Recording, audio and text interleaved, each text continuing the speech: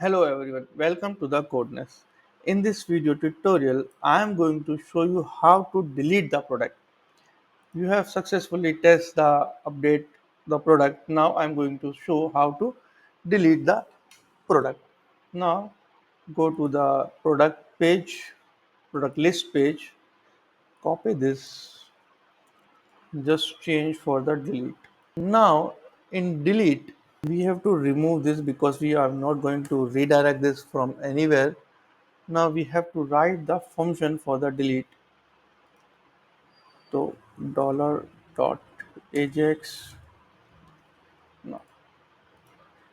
So we have to write this method in our controller.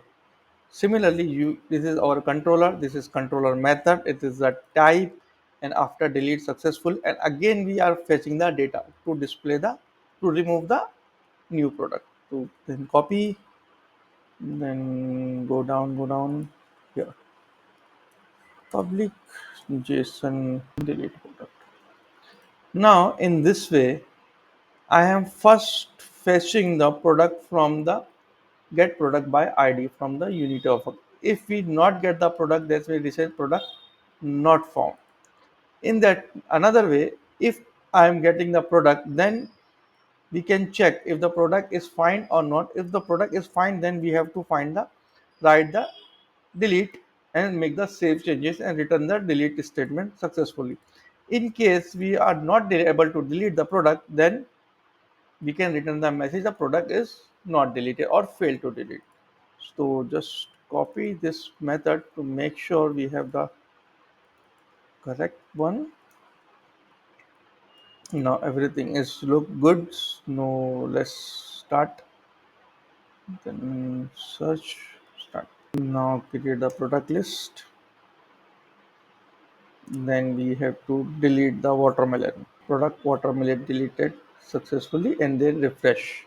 So in this way you can delete the product.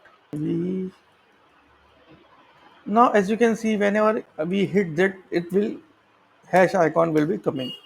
To avoid this, event dot prevent default. Now we can refresh it. Now delete the again. So as you can see, in this time you not get the hash icon in the URL parameters.